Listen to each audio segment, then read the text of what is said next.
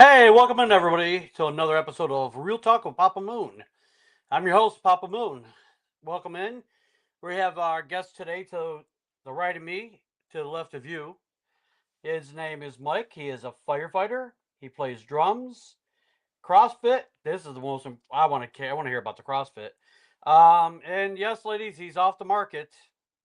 He just got engaged, I heard. So we're going to talk about that and other stories from the firehouse from Mike. And also to his right, my left, is our friend Chris Morrison. Whoa. He was on the show before, I think episode Three? three, was it? 3 or 4? He's a common friend of mine and Mike, so he's joining us as well. So, Mike, welcome in. How are you? I'm great. Thanks for having me. I appreciate being here. Oh, yeah, thanks for coming. I mean, it's, yeah, I've heard a lot about you from Chris, and so we're gonna, what they say, what's Rex Shrek say? We're gonna peel the layers back and Yeah. get to know you. Well, onions too. Onions peel. What did I say? So, I said the Shrek. I meant the onion. but I mean, so it could be sweet or it could be not sweet. I mean, I'm more like an onion than anything. So, Are you? Okay. for sure. All right. All right. So, how was your holidays? It was great. It's always busy. I think for me, as I've got older, you just got the families, and I'm divorced. But so there's the separation of the families, and you have to juggle, where the kids are going. And my kids are getting older now. I have a 21-year-old son and an 18-year-old daughter. They have significant others, so that's new. Making sure that that's a priority to them, but also family time is a priority. But it's difficult. My new fiance, works now in public service, so her schedule is new. I'm trying to mesh with my fire department schedule. We do a lot of at home relaxing on the couch when we can see each other, and fast food is our new gourmet meals. So, but we're okay with it. We love it, and we just try to make the best out of what minimal time we have together. So, Sure. yeah, I mean, it's different. The kids are older. It's easier, to be honest. Yeah. My fiance has a 10-year-old son. That's fun. So Christmas is like that. You get the really cool kid, gifts, and like, hey, let's go shoot Nerf guns. Yeah. So yeah, let's destroy the house after I spent all day cleaning it. And but that's kind of neat because I miss that now that my kids are full whole adults. No, 100%. Yeah. Yeah. You know what? I get that with it's funny you say that because I get that with my grandson because I'm like, Yeah, I'm gonna buy him this Yeah. because I want to play with it. absolutely. I was thinking the same thing because Yeah. we do too. You start buying Yeah. two. You start like, I'm gonna buy him this Nerf gun, but I probably need one to defend myself. So, then you buy like, well, I'm gonna buy the bigger, stronger, faster one. So That's because I right. can't be taken off guard. You got the automatic. Yeah, a ghillie suit. So yeah, it's pretty neat. I definitely bought That's a fully awesome. automatic one for him and I. So I'm gonna start destroying artwork around the house. It's not good, but it's great in the same hand. So Awesome. That yeah. it really is. Yeah. That's I think like because I believe we're all three of us around right around the same age. Um, that youth makes us feel like younger again. It's Yeah. like wow. I think it regenerates us. I think. I mean, it's nice being here with you guys because now I feel this year I turned 50, so I feel really young sitting with you guys. Yeah. I mean, almost like my hair is going to start growing back, but no. But turning 50 this year was a little bit of a culture shock because you start to think about those next steps, and then trying to start my life over with somebody, um, really difficult. My kids are in school, college, they're doing great. My career's great. I'm waning down on that, so only a few years left. Depends. I don't know how long I'm going to work, but what's next? You know what I mean? That's kind of the thing that I started thinking about this year. And health is always a thing. And Yeah. 100%. so 50, man, was a culture shock, but it's kind of cool in the same aspect. So we'll see. I catch it. Yeah. Yeah. 100%. So so tell us what you're a firefighter for Yeah. a department a little bit south of here, I guess. What is your? I mean, do you guys have like a set job every time you come in? Because I know you guys have like, heck, not even lawyers' schedule. You guys have, I don't know what your schedule is way better than lawyers. And so like, so every time you guys come in, you have you a set job, or you change jobs? Yeah, so my department is a pretty small department, one station for our township, what it is, and so it's a pretty rural area. Although in the last 10 years, it's grown quite a bit, Huge.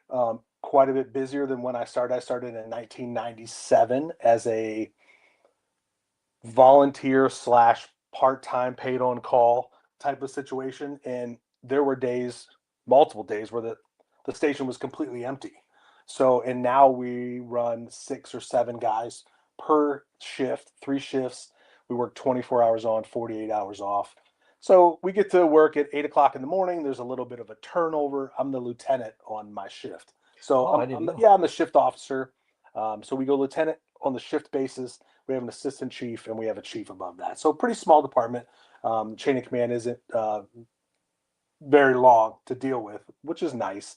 But being the shift boss, I set the assignments for the day, make sure my crews are set up for each vehicle. We're what we consider a combination station. So any 911 call, that's what we deal with. So if you call for an ambulance, you get that. If you call for a fire truck, you get that. Any kind of special response, you get that as well, all from us. Um, we run, we man, we would go days back in the late '90s, early 2000s without a call, and now we're averaging we're probably averaging 5 calls a day, which doesn't sound like a lot. Now, in certain municipalities, that's nothing. But they never, it doesn't fall 5 calls a day. Correct. You may get a day with 1 call, and then you may get a day with 9. Yeah, or you may get several days with 9. So my last shift, or I'm 10. I'm back on again tomorrow, but my last shift, we ran 9 calls, and we were at basically minimum staffing. So we'll drop down to a minimum of three firefighter paramedics per shift. So when you run 9 calls, that's pretty laborious, and it can, there's not a lot of nights that you sleep anymore, which, as you get older, that starts to pay a toll. And your 2 days off, you start to have to really calculate your recovery, and then leading into your next shift. How do I gotta prepare for that next shift? So, yeah, I mean, it's a fireman schedule. It's the greatest job in the world. I hold that till my last breath. That doesn't mean some of the days aren't sucky. You know what I mean? So, Oh yeah. there's a lot of responsibility in that career. I try to tell my younger guys there's a difference between a job and a career. So you can get jobs everywhere. I have a few jobs, but I have one career. So that career, and it means a lot to me. I started with Chris. Chris was one of my first lieutenants, and I worked with him quite a bit. Probably I wasn't the greatest employee to start either, so I bucked the system a lot. And he kept things lively though. So I have a tendency to say what's on my mind, and that gets me in a lot of trouble. But Do you ever do this one? You ever say, "Oops, did I say that?" yeah, I've said that marching to the chief's office quite a bit. And a good friend of ours back in the day, Mike Taylor, during one of my disciplinary times, multiple disciplinary times, he told me, "Hey, look, I have a employee file that's 10 foot high, and they made me the damn chief. So keep doing your job, do it well, and we'll deal with the things that happen." So I learned early on, through people like Chris, that make a decision, have a reason behind it. Um, so right or wrong, and you have to deal with both of those consequences, right? Right or wrong, make a decision and your reasoning behind it, and then just deal with it after that. So I did that. So a lot of times I was wrong, but a lot of times I was correct. So that's the job for me. But a daily basis for us as a fireman, and you come in, get some coffee, talk about, hey, how's everybody's holiday, right? We just went through Christmas. So how's everybody doing? Everybody recovered? Everybody's a little bit tattered, you know what I mean? It's winter time. Winter time at the fire station is it can be a little stir crazy. So I don't know if you've ever been cooped up with a bunch of people and you can't get away from them. you start to get a little stir crazy. So Well, I likened it to it when I was on episode 3. We were talking, and I said it's kind of like this guy's big time a in me here. I know, right? He's big time in me here. Oh, back when I was on. Yeah. No. Back in the day. No, I likened it to a frat house, Yeah. and we're like the dad. Yeah. Or the Yeah. or the frat house. Yeah, it's a frat house dad, I guess. Yeah. Yeah. Yeah, I mean, we all have kids, right? And your kids are home for winter break, and you're like, by the end of winter break, you're like, they've got to go back to school. Right. But that's every shift at the fire station. At the beginning of the shift, it's, hey, we're all together again. At the end of the shift, the next morning at 8 o'clock, we're like, I got to get away from these people. Yeah. And there's not enough coffee or energy drinks that are, you know. And I'm like, well, it's 8:15. I'm driving home. It's probably too early to smoke a cigar. And so I probably, I got to figure out what to do with my day until, I don't know what time a cigar clock is. I'm pretty novice at that, but, and I'm not a big drinker, but even at my, fun times in my life drinking, I don't think I drank before noon very much, but not to say I haven't, but I don't know what your audience is like, Little but hair of the dog. yeah. Well, so I worked overnights for 18 years. Mm. It wasn't nothing. It was nothing to us. We called them morning beers. Oh yeah. 8 o'clock in the morning, and yeah, we'd sit down around and I was our after work gathering. Yeah, I mean, I guess you just take that clock and you just move it to a different Yeah, time. for us it was. Yeah. I've never experienced that. I've never worked overnights. I mean, we work overnight every third day, Right. but it's because of the whole 24-hour shift. I'm curious about that. I've been to bars at 6 o'clock and 7 o'clock in the morning for patients, but I don't know what that schedule would be like, and I don't know if I'd do well at it. To be honest, It's hard. some people like it hard. though. I I didn't. run into some police officers in our district, and they love it. They request to be on thirds or whatever people Yeah. call it, and Power shift. Yeah. Yeah. That to me is, I don't know how people do overnight shifts It's willingly. Yeah. So that is facts because I didn't do mine willingly. I did mine because it worked for my schedule. sure, And and I could see that too. Yeah. I've been on days now since 2019. I love it. I would never go back to nights again. So Yeah, especially I'm getting older. I got a real internal clock, that says I'd like to be up at this time, and I definitely like to nap at this time, and I definitely like to be in bed at this time. So my internal clock is pretty set in its ways right now. But yeah. So you get to the fire station, and I know I'm rambling, but No, you're good. the fire station, coffee, right? First Coffee. thing, shift change, information, the BS stuff. It can be 5 minutes. It can be 35 minutes long, where you're like, we got to talk about this. We got to fix this. You got to clean this today. This is what we got to do today. Just have to give out your assignments. Everybody knows what they got to do. Every piece of equipment, every vehicle's got to get checked every single day. And most of the time during the wintertime, everything's got to be washed. It's Ohio. So everything's covered in salt. Yeah. Everything sucks. Everything's cold. Did I say everything sucks? Yeah. Everything Everything sucks. sucks. You're And then outrageous. you just keep doing that, and then you got to eat, right? Breakfast, lunch, dinner, snacks. You got to work out. I don't Training. Training.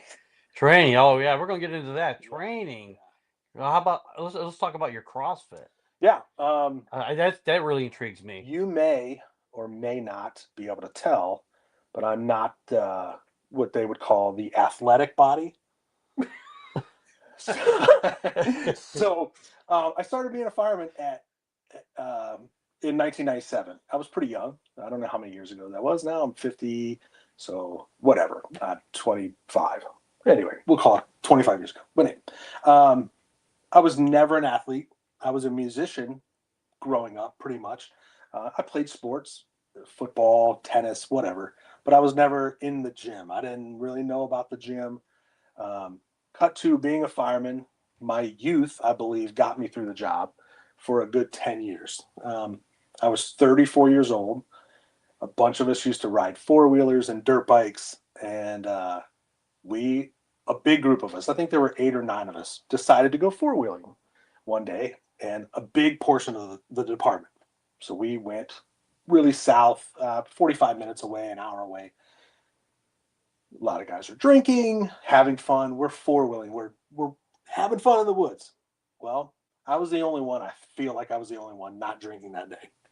So everybody stops to have some refreshments. I said, well, I'm just going to go over here and I'm going to try this hill out. I proceeded to roll down the hill quite aggressively. Oh no. The four-wheeler fell on top of me. I wasn't sure how bad I was hurt, but I got pretty banged up. I broke 5 ribs on the one side, Ooh. broke my leg in two spots, and we're a mile in the woods. So the four-wheeler that I was riding was totaled. It was inoperable. It was a borrowed four-wheeler, by the way. So I ruined one of my. God, I knew that. One of my. It was John Carter's. So I ruined. Oh, Johnny You know Cakes. John. You know Yeah. Cakes, and I ruined his four-wheeler. I could hear his voice monotone in my ear right now. You know, he was. What you do to my? He was so four-wheeler? he was so awesome about it, and I mean, He's a great guy, yeah. he actually had insurance on his four-wheeler. Very responsible person, as you guys know, John is, and that it helped pay for some of the things that happened to me. Oh It wow. was great. I mean, it was a great process. I think we've made amends since then, so we've taken care of that. We still work together. So, so anyway, so I had to get on someone else's four-wheeler and ride out of the woods with all of these broken bones, and Ooh. we didn't know, obviously at the time. I thought I broke my back and I couldn't breathe. Wow. So we just I was in great company. I was with 8 or 9 other paramedics, and there's a fly zone at this place where we four-wheel. So we were like, well, do we call a helicopter, or can we just grunt it out and drive to the hospital? So we drive into Canton and go to Mercy Hospital. Me and my buddy, he's another fireman, and I just sit in his front seat. Meanwhile, I have to call my wife at the time and tell her something happened and I'm going to the hospital. So she's freaking out. We have small children at home, and so we go to the hospital, and he gets a wheelchair and wheels me in. He said, "Hey, we have a major trauma that my buddy needs to be seen." And they're like, "Okay," and they go, "What's your name?" I'm like, "I can't breathe. I think everything's broken." And they're like, "But we're gonna need your name first." I'm like, well, okay. So, it turns out it wasn't that bad. I spent a week in the hospital, but as I'm recovering, so broken ribs, broken leg. I can't walk on crutches because broken leg because of the ribs. Jeez. I can't walk because of the broken leg. So I spent a week in the hospital, couple weeks at home in a hospital bed. Finally able to get up in a wheelchair. And during the recovery process, I have to go to rehab to kind of walk and figure that all out. Go to rehab 3 days a week, right? You're like, they're doing all this stuff, exercise, and I'm sweating bullets. I'm like, this is kind of cool because I've never really been into fitness. It's like my own personal trainer. I was making the best out of it, right? Joking around with these physical therapists and stuff. And they're like, "Oh yeah, you should do this and you should do that." I'm like, "Yeah, I know what I'm doing. Blah blah blah. I'm a fireman. I'll just hit the gym when I get back to the fire station whenever I start walking again. And I get back to work, kind of on light duty, right towards the tail end of my recovery. And my chief at the time says, "Hey, have you ever tried CrossFit?" I was like, "I know what CrossFit is." I had no clue what CrossFit was.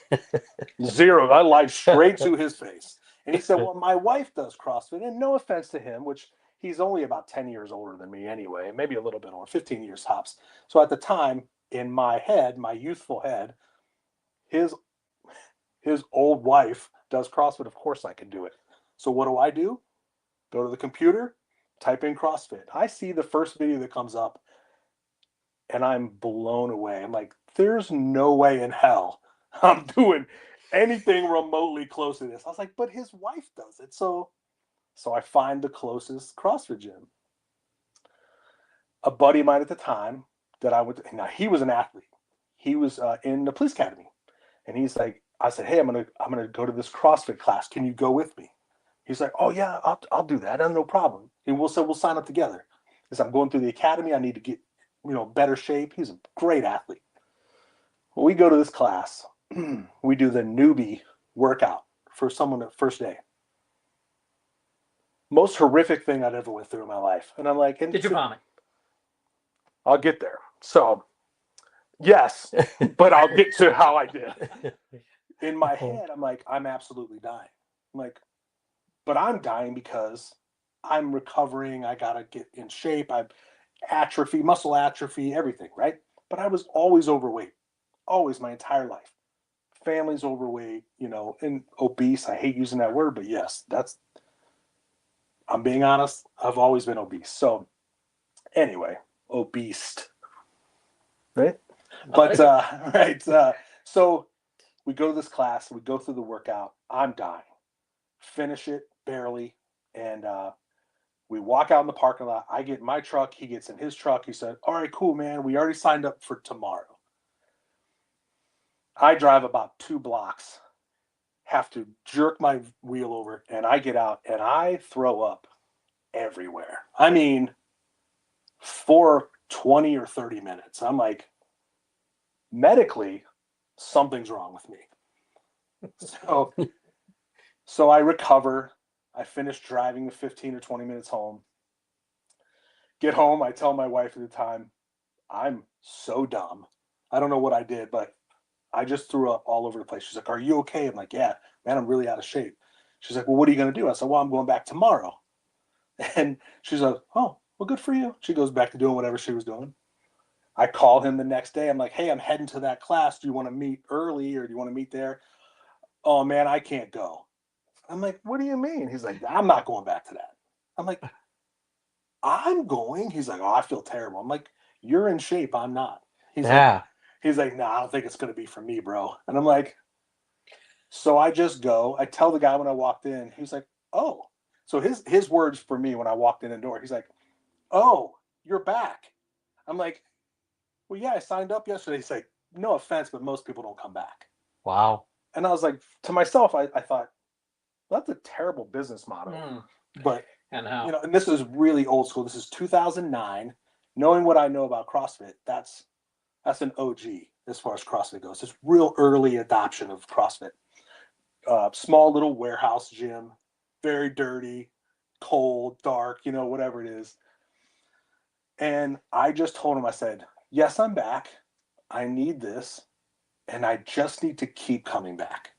And he's like, whatever goal you want, we'll get you there. Wow. I'm like, all right, cool. So I was instantly sold on CrossFit. There's a lot of stigma to CrossFit. It's a cult. What? Okay. It's a cult. Whatever. But they embrace. That was deep. They embrace it, man, and it is for our job as firemen and public service. There's no better working out because it builds muscle, it builds capacity. It's just overall great, and I've never since I started it, I've fluctuated. Weight wise, fitness wise, desire to do it. But there's no better thing than CrossFit for our career and in the job, to do the job. I've never been a better man. I've never been a better husband. I've never been a better father. And I've definitely never been a better fireman not doing CrossFit. Wow. So, and I will say that unequivocally, some of the raddest firemen I know do CrossFit. Okay. And I'm talking about pipe hitters, like guys that I'm like, I will go anywhere with that guy, like, and probably struggle, but you know, it's not about the weights. It's about taking weight. It's about doing your job. It's about taking a pike pole and being able to actually use a pike pole inside of a structure fire and keep doing it when everybody else is out of here and tired and I want to go back home. And yeah. So, yeah, I mean, as I'm getting older, I'm realizing that I need to do it more. So CrossFit to me has changed my life. I still do it. I don't do it as much as I used to. Currently dealing with some injuries, so that's the only thing that's holding me back. I liked it so much, I decided to jump in full speed. I wanted to do it all the time. I was doing it every day. I decided to become a trainer, so I became a CrossFit coach. Did that for a little while, helped that gym grow to another location. We opened another location. helped that gym grow to another location to Wow. where we decided to let's open it up an additional building, Okay. like branch off, and I would become an owner of that building. So I helped me and a couple other guys. We went in and pulled our money and opened up a beautiful facility not too far from where we live in 2012. So not too many years later, we opened that facility, one of the largest in Ohio at the time, 16,000 square feet, just absolutely beautiful. We did it to the nines. So it was great. Became one of the best CrossFit gyms in Ohio, in my opinion. So that just led into everything else. I wanted to do everything I could with CrossFit. It's like, all right, cool. I'm building a legacy with my own business. I have a great career to back that up. I have a great wife that will support that at the time. And she had a good job. So I was like, all right, cool. I got a little bit of a buffer zone to deal with that. And we did some in-house competitions. I don't know if you're familiar with CrossFit at all. So I've seen it on we'll just do TV. little throwdowns, right? But I was like, I had a little microphone set up, a little some amplifiers. I'll get on the mic and facilitate the event. Make sure everybody's where they need to be. We're starting on time, emceeing, right? So I'm like, I'm not an MC, but you are. obviously You are now. I can just start talking. Right? So it was awesome. I actually had video of me like talking on the microphone. Like, I wasn't that bad. I did pretty good, And so we would go to the bigger competitions for Ohio, and I would talk to the people there. And I was like, hey, I could do that job. And I remember, guy's name is Travis Bagent. So if you Google Travis Bagent, what's going to come up is he is one of the greatest arm wrestlers of all time. Oh, wow. Heavyweight arm wrestler, Travis Bagent. If you guys like football, his son is currently the backup quarterback for the Chicago Bears, Tyson Bagent. How cool. So I hung out with his dad for a little while. I hung out with Travis for a little while, and I was talking to him, and he's like, "You couldn't do this job." And he's one of the biggest shit talkers you'll ever meet. If you ever look back on any of his old file footage, he's in movies. There's old movies of John Przynski, I believe it is, one of the greatest arm wrestlers of all times. He's in that movie, but he is the greatest shit talker of all time. And he was like, you couldn't do this job. And I'm like, I could talk about CrossFit. I love CrossFit. And I started picking apart the things that he was doing good, things that he was not doing good that I thought. I started emailing people. Who do I got to email to try to do this job? I had no clue what I was doing. One thing led to another. Somebody knew me. Someone recommended me for something. I showed up. And they're like, hey, you're going to help us MC this competition. First competition I ever MC'd was at the Arnold Classic in Columbus. It was a CrossFit competition, and it was with Travis. Travis was very popular, and he had other engagements and other booths he had to go to at the Arnold Classic. So I ended up doing about 80% of the competition by myself. I asked him for some notes in the biz. How'd I do? He's like, oh, you did great, man. You did great. And I'm like, you didn't see one thing I did. He's like, not really. And I'm like, Not really. He's like, no, man, you did good. You did pretty good. Not as good as me. You know what I'm saying? But he's awesome. He's an awesome guy. And that's so great. that led to the next year's regional competitions. And it was like, hey, I did the Arnold Classic with Travis. And someone said, I was there. Yeah, I'll vouch for him. So I got a phone call one day. I was at the fire station. There was a guy named Sean Woodland, and he was the color commentator for CrossFit at the time, and he was head of the media team. I'm so dumb too, because he called me on my phone. I didn't recognize him. I was like, hello? He's like, hey, Mike, it's Sean Woodland. And I'm like, what?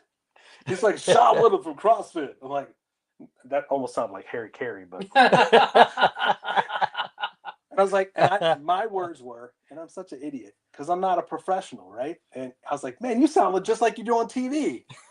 Because if you ever watch CrossFit on ESPN or whatever, he's the guy. He's the bald guy. We're all bald. I don't know, but and he was like, excuse me? And I said, never mind. I'm sorry. What was how's it going? So he said, "Hey, are you available to MC regionals week 1?" I said, "Yeah."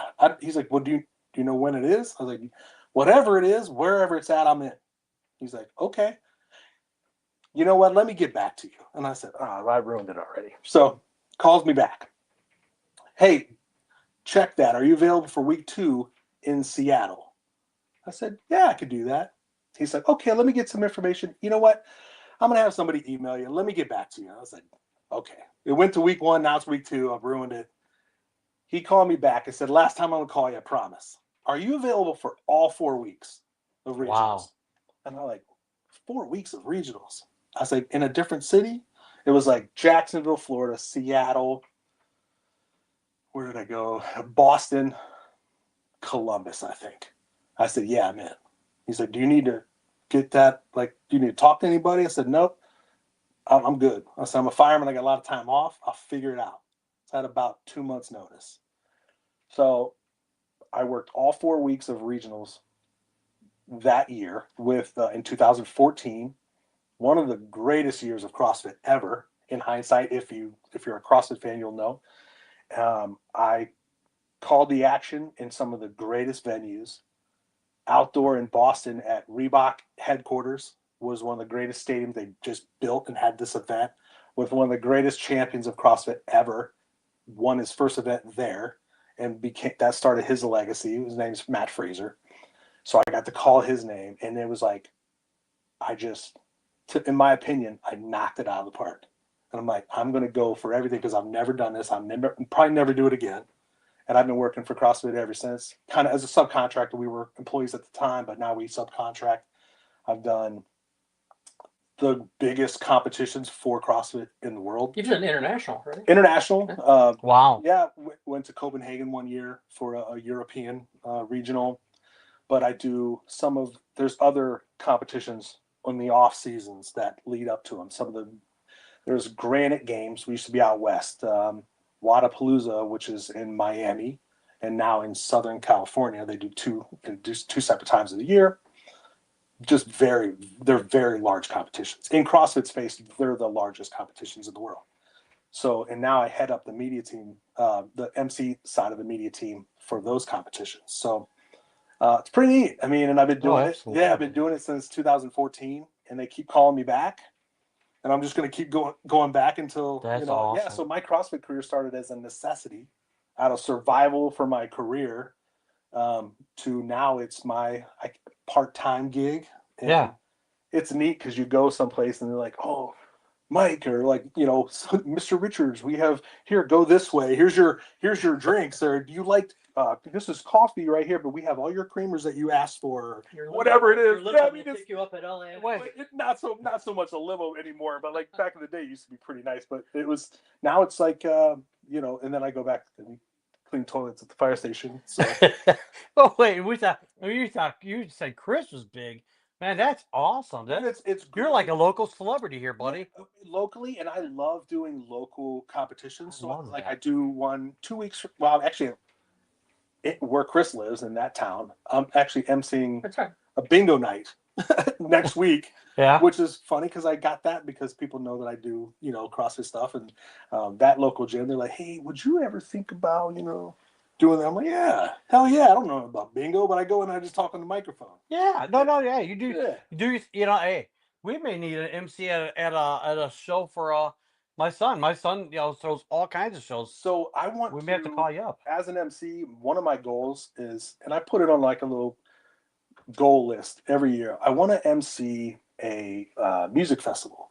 So I just and I don't know if it's a necessity. You ever been to like a country fest or whatever? You go and there's like maybe a billboard in the venue, right? And it's like coming up 3:00 on stage 1 is XYZ. 5:00 is this.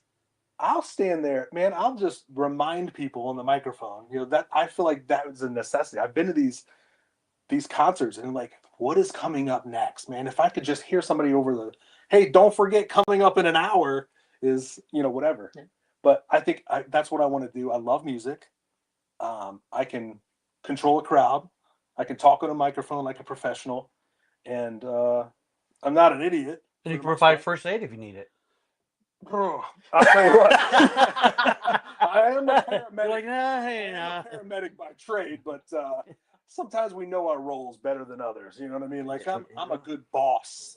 When not to step. I know where to put the good paramedics. You know what I mean? And I go, hey, you guys got this under control. But yeah, man. So CrossFit is it's led from That's a great. necessity to now it's something I do on my off time in the fire station, and I love it. Like I'm doing 2 gigs this month.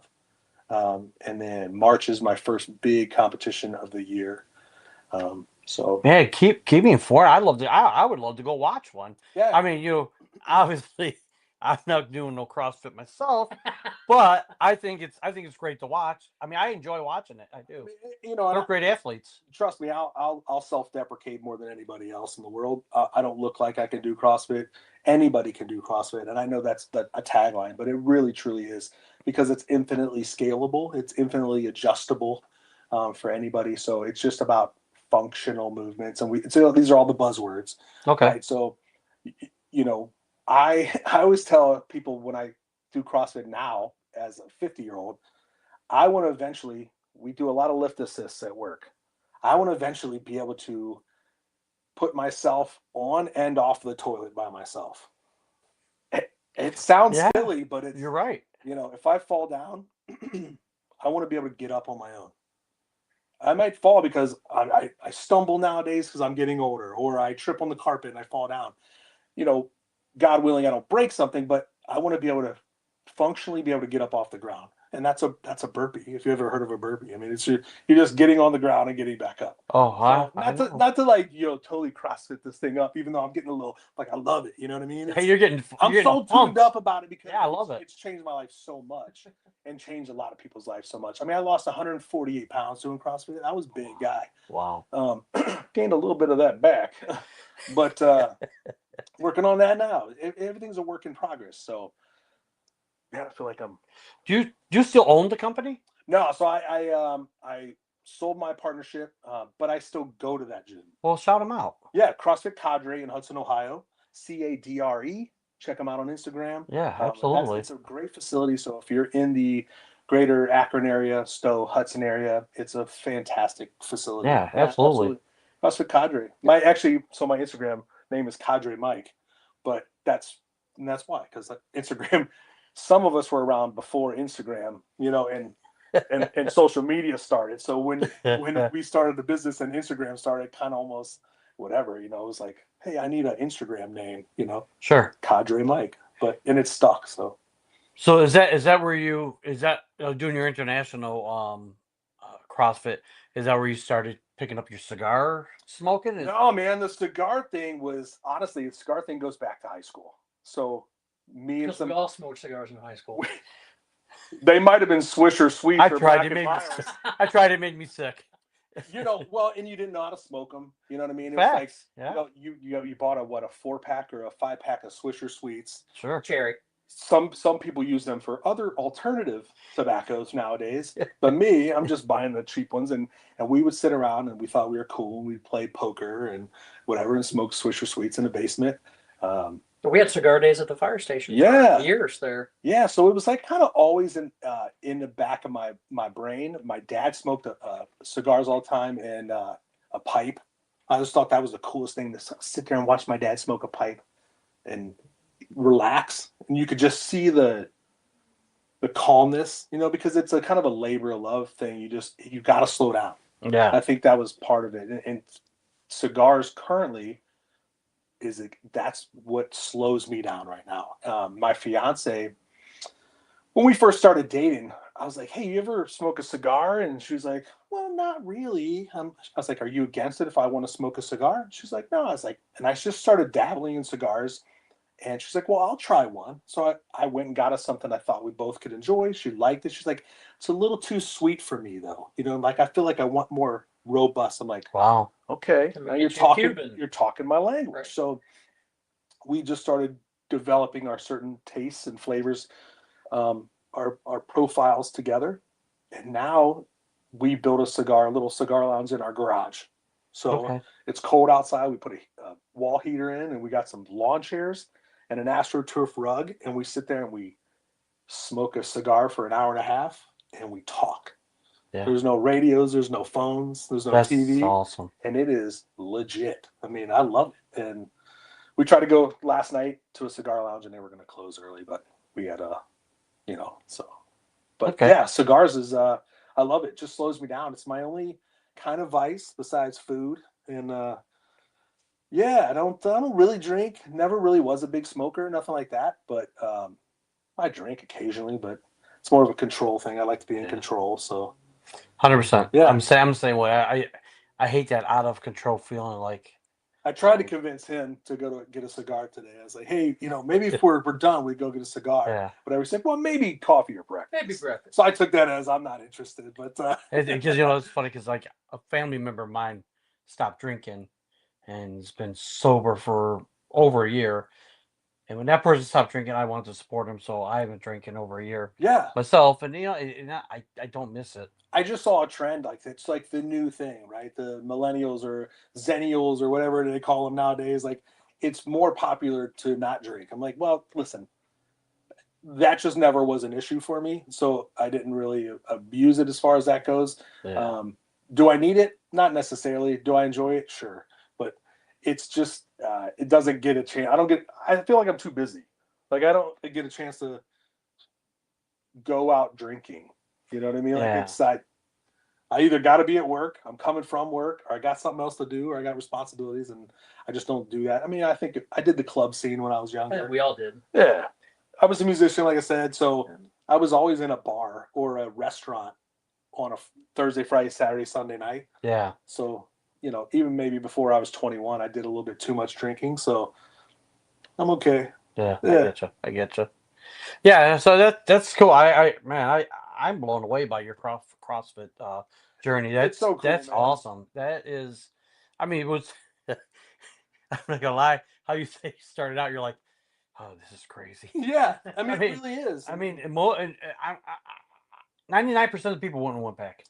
No, I commend you for no. going back because I think I after needed it. after It that, was, yeah, you find those things that you're like, I need this. Like, yeah, I wanted to have a nice career. I wanted to have a long career, and I felt like I was kind of lost at that point. So that filled a need and a void that I had. yeah, My parents are long gone now, but both of them very chronically ill people, and I didn't want to be that way. So we struggle with it, but I don't think I'm ever going to be on any fireman calendars.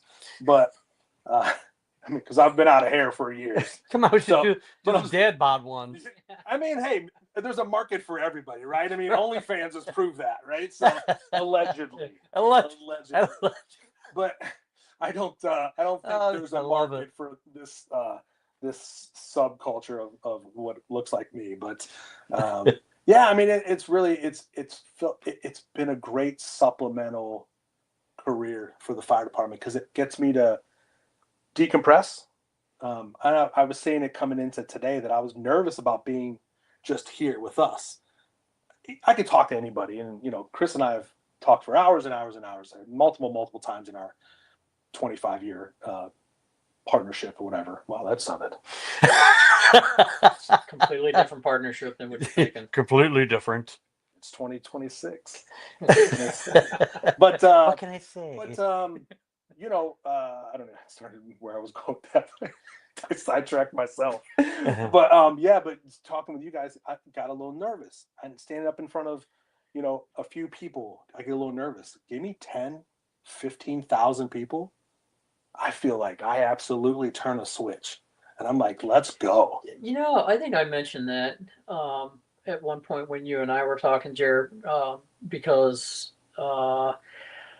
playing, I've played in bands my whole life and played, with different groups and stuff. And it's much, much more difficult to play in front of a group of 12 than it is to play in front of a group of 10,000. I think the biggest audience I've played in front of a few times was like 12,500. And I think if there's 12 people that don't like what you're doing, you're sunk. But if you have 12,500 people and 12 don't like what you're doing, Yeah, You're you good. still have 11,400, whatever. I mean, think that about how many people 12,000 people are. Yeah, that's a lot of people. I mean, and it's like if you're playing in front of 12,000 people, and you go, "Hey, raise your hands!" 12,000 people raise their hands, and you're like, "Whoa, I've got some power here," you know. And it's you ask 12 people to raise their hands, and they don't, and then you're like, "Oh." You can hear the fry cooks in the back. Like nobody cares. Hey, wow. Look, you tell me to raise their hands. I'm like, all right, put them down. Oh, y'all lose. Simon didn't say. Right. Like people joke around. You tell one or two good jokes, and like someone says, "Oh man, you should do stand up." Man, you know how hard that would be to stand up. Oh my goodness! People just absolutely judging you. Yeah, that's probably like what 50, 60 people. Man, you know what I mean? 3 bad jokes in a row where it just falls dead pan silent. You'd be up there sweating. I mean, I'll be honest. I couldn't do what you're doing. Yeah. Granted, I'm making it easy for you today because you sure are. I definitely have the gift of gab. And most people don't know they probably turned this off 20 minutes ago. But no, but I couldn't do what you're doing because to me it's just like it's too much pressure. Like the pressure gets to me more than I think it gets to everybody. But when you gotta go, you gotta go. I like the structure of emceeing a competition. So we do some of the bigger competitions. There's broadcast teams and everything. So we have to we'll have an in-ear monitor in with the producers in the truck. We use the trucks for Monday Night Football. So it's the same trucks. They say Monday Night Football on the side of them. They have all the screens in there, and they have the switchers, and they're like camera 4, camera 3, and they're doing all that. And you got a producer and a director in your ear, and they're like, okay, we're going to go to you, and they're going to count you down, and you got 30 seconds to get in and get out, or do a quick little interview, or send it to here, or we start a competition on the floor with all the athletes, and the cameras go on at that time. So you got to be absolutely on time. It's very, very, very hard to do, and it's time orchestrated. Time on a network is very crucial. Money. It's money. Yeah. Every second costs way more money than I could even think of. So that's a lot of pressure, but I enjoy that pressure in the crowd. And then I've said some really dumb stuff on a microphone, and they keep calling me back. So I'm like, then that takes the pressure down a little bit too. And you're like, I didn't get fired because I said that joke, so I must be okay at what I'm doing. So, I love it. I've made a couple mistakes on the microphone. Nothing too egregious, but yeah, it's pretty neat. Okay, that's awesome. Yeah, I'm blown away by your journey. But so you're engaged. I am engaged. Yes. Congratulations. We don't have sound effects on this. So, yeah, man, she's awesome. She's in public service too, and which is going to be a challenge. Yeah. But watching her go through her training and everything was cool, man. I'm super proud of her. Super proud of her. She's definitely dedicated. She's a smart lady, real strong-willed, and great mom. And she's gonna be a badass. I mean, she's really good at what she does. And she did it right. She dedicated the time. Lots of nights till midnight, 1 o'clock in the morning studying, and then back up at 4:30 to go to her training the next day. Yeah. So yeah, I think she's going to do it right. I commend her for it. So yeah, proud of her. So just to let people know, his fiance and I do the same type of public service, and over the years, the training has increasingly become better and tougher, and 100%. I give her credit because I've seen the change in it, and that's tough. It's tough. To be honest, I mean, so my fire station, we hired the first full-time female on my shift, and I had a couple conversations with her, and I said, because I think she's great, and I helped through the interview process. She's pretty cool. Yeah, and she's tough. She's a tough gal, and I told her, you're going to have to work harder than everybody else. Yeah. And she's like, what do you mean? I was like, so you're just going to have to be the hardest worker in the room every time. And that's unfortunate because some guys will, slack a little bit here. Not always, but I just think the stigma of females in public service sometimes is not good. We're a little bit old school as far as that goes. So I just told her, you got to outwork everybody. if you're willing to do that, unfortunately, because you have to, then I think you're going to be just fine. And I told my fiance the same thing. Yeah. I said, you're just going to have to work harder than everybody else because you're going to walk in the room. Hopefully it's not the case, but sometimes it will be. You're going to walk in the room and you're like, oh, great, a female. And I think that's unfortunate. You know what I mean? Because I think you can have just great employees. We got hundreds of years of doing that to women. So not to get too political, you know what I mean? No, but 100% it is sad. It is sad. But I will say that some of my best partners working were for females. Yeah. I had a female that, I mean, she was a bad to the bone, but man, when we got together as a friends and whatever outside of the job, when she's on the job, she's bad to the bone. She's straightforward. But we go out in public, we all get together. Man, she is the prettiest woman ever. You're like, you're the same person. You're the same person I work with. You know what I'm saying? So I mean, women came a long way in public service. They really have. Yeah. I think they have a different type of like position. You know what I'm saying? Like the women can knock out the paperwork. A woman can talk to anybody. Yeah, they do. They have their role. They do. I mean, she's so much better at. If she was working with me, she's so much better at the things that I really lack in. So I commend her for that. I mean, I don't I don't do half the things I'm supposed to do in a timely fashion. So yeah, but yeah, it's commendable. And to be honest with you, I never thought I'd get remarried. Okay. But I'm stoked. Good for you, man. Because I'm happy as hell. Good for you. So. You can't even see it though. Okay. I don't put it on there. It was just Johnson. Yeah. So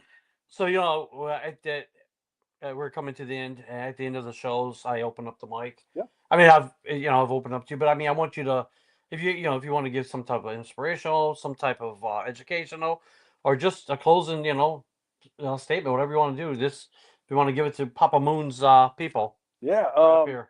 Man, I definitely wasn't prepared for that, and I know I do it to everybody. I'm sorry. I'm not a big talker, so I'm just gonna say no. No, no. I'd say I tell people all the time, if you're gonna do something and you can't smile while you're doing it, why are you doing it? Yeah. So if you can't have fun doing what you're doing, you shouldn't do it. Like whatever it is, if it's a job, if it's a career, if it's just a hobby. I've seen people at their worst, and you can smile while you're doing that. Mm-hmm. You got something special. So just if you can smile, man, we've had some rough times, and we laugh our way out of those holes. That's dark humor. It's dark humor, but it's helpful. It is. I think if you can smile through some of your darkest times, that'll get you through to the next day, and that's all you need. Awesome. I appreciate that. Awesome. So we're gonna get ready to wrap this one up. As always, I come to the end of the show. Check on your people. Mental health is very, very important. Suicide prevention is big to me. I'm always going to push for it. We're going to try to make a difference and get that help out there to everybody. So I'm big on mental health. Check on your people, your loved ones. And with that being said, stay real, stay kind, and remember, every voice matters. Love you guys. Take care.